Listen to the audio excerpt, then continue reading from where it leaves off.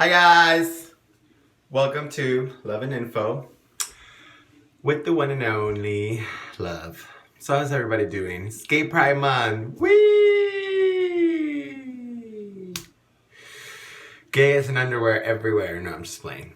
Other than that being like the slogan of the month, it means a lot more than that. And that's what we're gonna talk about today. We're gonna talk about Gay Pride. And I'm going to tell you guys my story, my coming out story of the closet, which is sort of almost of a tradition, but part of the gay culture. And you know, whenever it's Gay Pride, we show our Gay Pride, and part of that is telling our story of why we have to show our pride, how we went through in order for us to have to celebrate to show our pride, what makes us want to think that it's worth to celebrate that freedom and that liberation, and to accepting ourselves. Not allowing anything else to get in the way of that. So let's see. I've always been gay. I think I realized that I was gay when I figured out what gay meant. The fact that I knew there were boys that liked other boys. I'm like, oh, that's what I am. Okay, it makes sense. So that's what me realizing that I was gay was. Now then, I'm from Mexico. I was raised in Mexico until I was about 13, Tijuana. And it's a city, you know, it's a city with people coming from everywhere, but most of the people that come in from everywhere come from like way deep south down in Mexico. Winter beliefs are a little stronger, but not even that as much, you know. I was coming out of the closet in a culture in Mexico where it really wasn't that bad. It was all about being on people's faces and being super gay, and you know.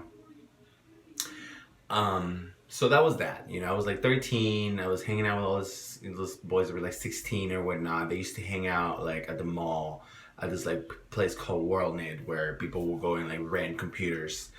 There were just computers everywhere and gay boys everywhere. Of course, there was your occasional hookup and the cubicles where they will rent you the computer because we're all men. And I remember that I used to go there all the time, and mom didn't know. She had no idea. So the way my mom, and years later I came to find out why she really found out, is because of all this poetry that I would make. And she knew that I would be talking about a boy. I don't know what the fuck I would write in this poetry that she would, you know, she would know, but she knew. And I remember she told me one day, she was like, I don't want no fags and I don't want no thugs in my home. And little did she fucking know. Little did she knew that I was going to be very thuggish, ruggish, and very motherfucking gay. Yeah. Careful what you ask for. But, you know, she's acceptance. Her acceptance level is amazing, and all the work that she's done as a mother, you know, to open up herself to that and to love me no matter for what. She's done an amazing job at it. So you go for that, mother. And I remember her telling me that, so I was never gonna fucking tell her that, you know what I mean? And I just remember the only reason why I even told her directly that I was gay was because I was spending a lot of time away from home. She was always working, and she would work here in the US, and I lived in Mexico, and my grandma was raising me, and I was growing fast. I was going fast. And I remember this, I don't remember if I didn't come back home. No, I was out all day, and I didn't come back home until late, until like 10 or something, which was late for a 13-year-old. I'd be hanging out with the gay boys at the mall all day. And who were 16 to 18 to God knows. And I just remember she was like, where the fuck have you been? You're gone all day. You're like, you're fucking up in school, this and that. Like, what the fuck is wrong with you? What are you doing? Are you doing drugs? And I was like, you don't understand me, I'm gay. And I ran to my room, and I figured that would shut her up. About me being late home, you know, and I don't think it did. I don't think it worked out for me. It never works out with my mom. She's always a fucking step ahead, but that's what she's a mom, I guess. So that was that, you know. So I learned from my young age, from the gay boys in the streets, to be proud of who you are. You know, because I saw this gay boys and stuff, and some of them had stories where they were just like, oh, you know, like I hide from my mom, and they were super like flamboyantly feminine, like androgynous, and I'm just like, how do you do it? You know, like I was young, like I didn't see myself as them yet, you know, but I was, and I am.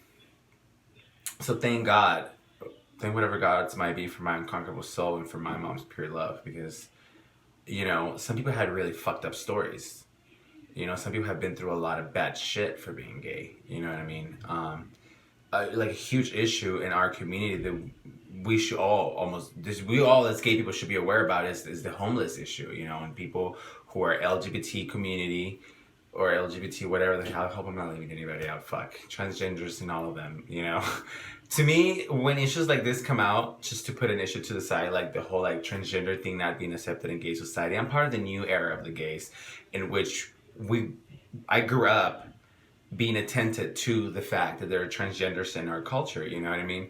But apparently it's something that we're still fighting, but I rather not acknowledge it because in my head it shouldn't be like that. We're all family, period. So that's the way we talk about it. So if anybody feels left out, it's because you feel left out.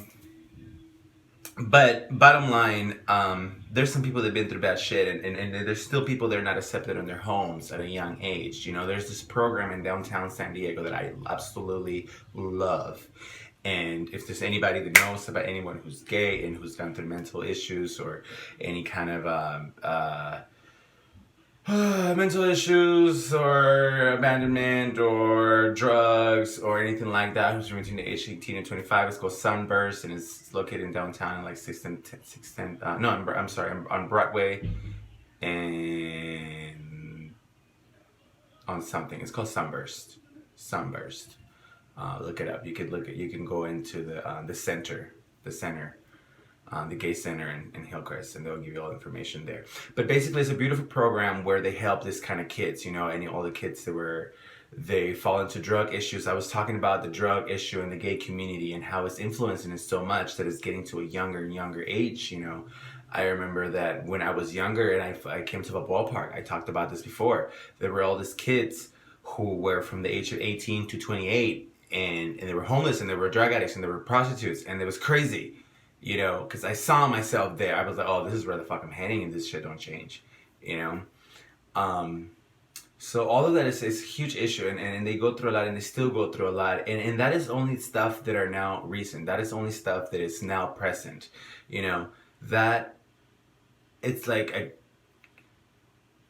way back in the time, let's talk about, I don't know much about it, but there was 1969, the Stonewall, or whatever the hell it's called, you know? Being gay was illegal. I don't even know that. I could never even imagine what it's like, you know, to do that. Why? Because these people fought, apparently. These people sat there and threw fucking stones back at the cops and said, you're not gonna fucking take me to jail for being a goddamn fag. I'm not doing absolutely nothing that nobody's not doing at a fucking straight club. You know? We were suppressed for that. We were killed for that. We were taken to jail for that all the time. And last time I checked, when someone wins a bottle, they celebrate. You know, it's like celebrating independence. You celebrate your independence because you won a battle against that oppression from that whatever was holding you down or killing you, and you won. And you're, you know, we don't totally declare one yet because total equality is not completely, you know, it doesn't exist yet, you know, but we're working to it, you know, it's adapting, it's creating, it's a beautiful process, you know. But the reason why I'm bringing all this up, it's because a lot of people brings up the whole straight pride. Why can we have a straight pride? If there's a gay pride month, why can we have a straight pride? Well, I don't know why we shouldn't have a straight pride. I'm not fucking straight. I don't know what the fuck to tell you. I know why we should have a gay pride, and I would love to hear why we should have a straight pride. You know, why?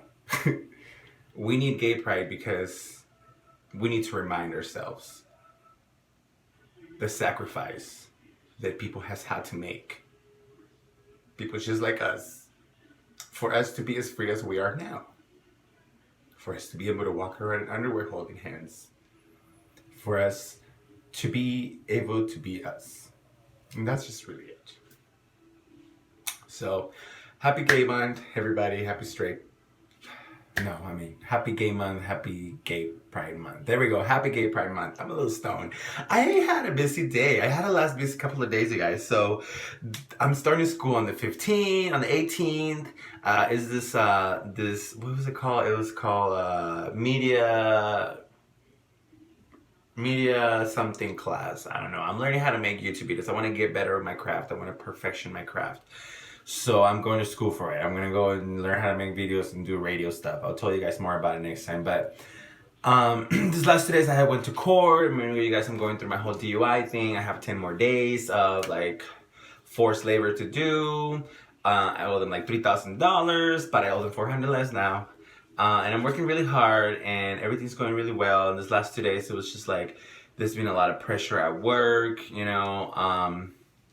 It's been a lot of learning experiences, and learning gets you fucking tired, you know, and depending who you are, it can really fucking stress you out, you know.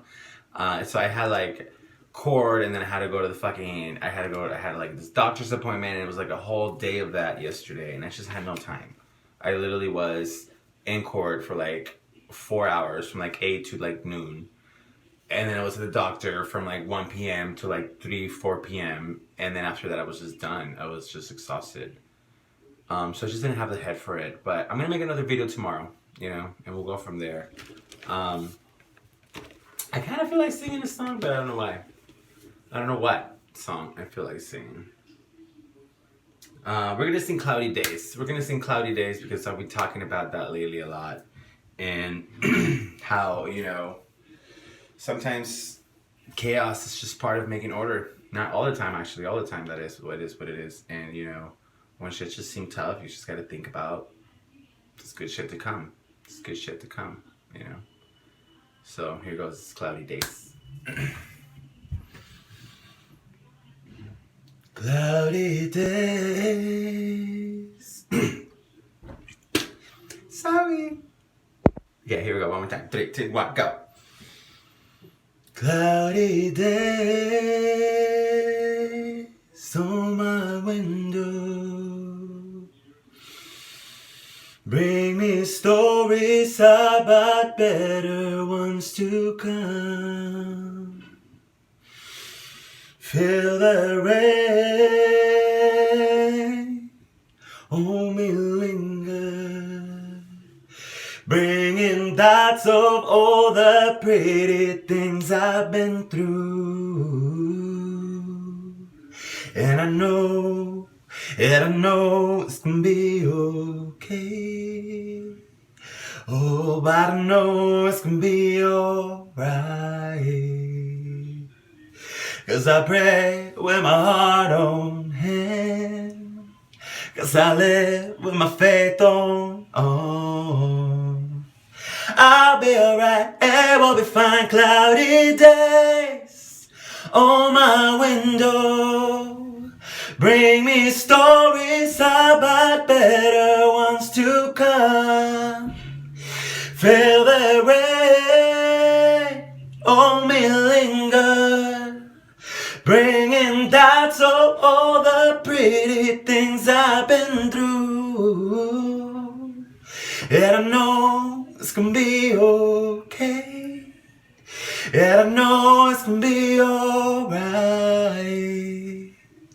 'Cause I pray with my heart on hand, 'cause I live with my faith on. I'll be alright, it will be fine, I'll be alright. Well, stars, you guys. Let's just fucking shine. I mean, there's just another option.